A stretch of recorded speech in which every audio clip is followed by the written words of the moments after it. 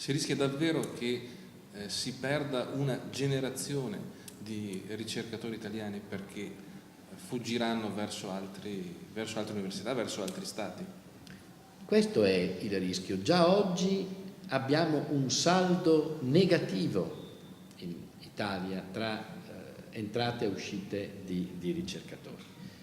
Certamente il nostro Paese rischia una emorragia ulteriore con questi tagli, e questo è paradossalmente il segno che le università italiane funzionano bene, perché i nostri giovani ricercatori sono contesi all'estero, sono ricercatori apprezzati recentemente anche dalla European Research Council, che ha bandito un programma per giovani ricercatori a livello europeo. Gli italiani hanno presentato progetti molto apprezzati, siamo stati il sistema paese tra quelli più in grado, che ha dimostrato di essere più in grado di competere a livello europeo.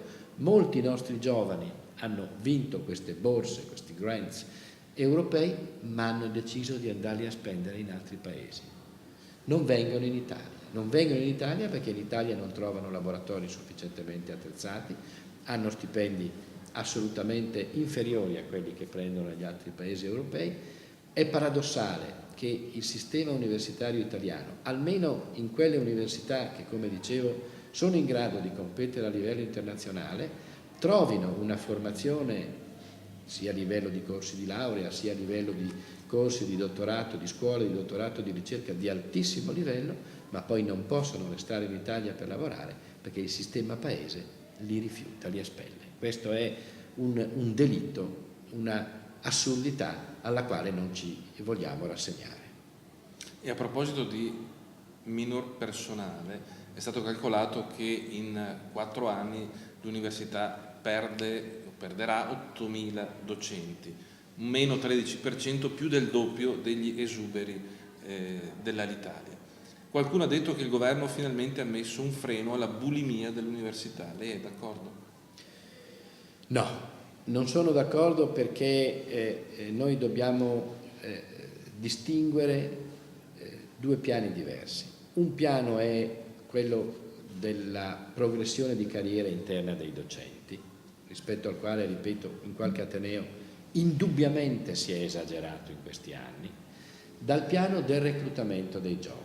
E qui sono felice di poter dire che la nostra università in questi ultimi 3 anni ha assunto centinaia, oltre 200 giovani ricercatori, creando una struttura che, se non è proprio a piramide, ci si avvicina, diversamente da quello che succede in altre università, dove o la piramide è rovesciata, cioè ci sono meno giovani e tanti anziani che hanno avuto progressioni di carriera all'interno del loro ateneo.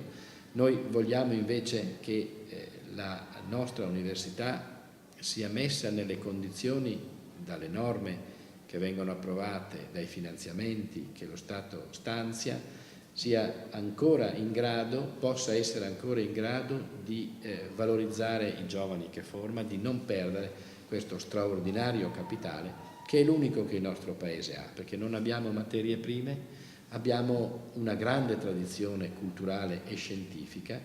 Dobbiamo evitare di farci del male creando ai nostri giovani una situazione che li induca a non restare in Italia. Il signor Ministro, la signora Ministro, ha detto che lei si sente come Obama, e lei, Rettore, come si sente? Non lo so, io mi sento come me e non ho molti modelli a cui ispirarmi. Cerco di tenere ferma la barra del timone sulla rotta che abbiamo seguito finora. Il nostro Ateneo ha investito, nonostante le difficoltà finanziarie, decine di milioni di euro ogni anno sul proprio bilancio, ricavato cioè dalla gestione dei propri fondi, gestione oculata, ripeto, e virtuosa. Ha investito decine di milioni di euro per progetti di ricerca, cercando di compensare i tagli che già il precedente governo aveva fatto quanto a progetti di ricerca finanziati a livello nazionale. Abbiamo assunto, ripeto, numerosi giovani nel ruolo di ricercatore, stiamo cercando di svecchiare il nostro corpo docente.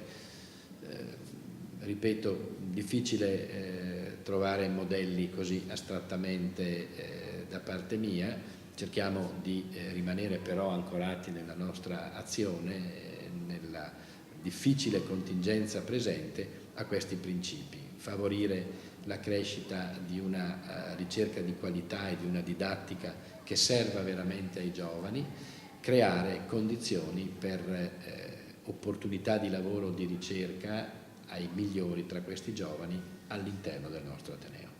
Se il Ministro fosse qui, che cosa le chiederebbe?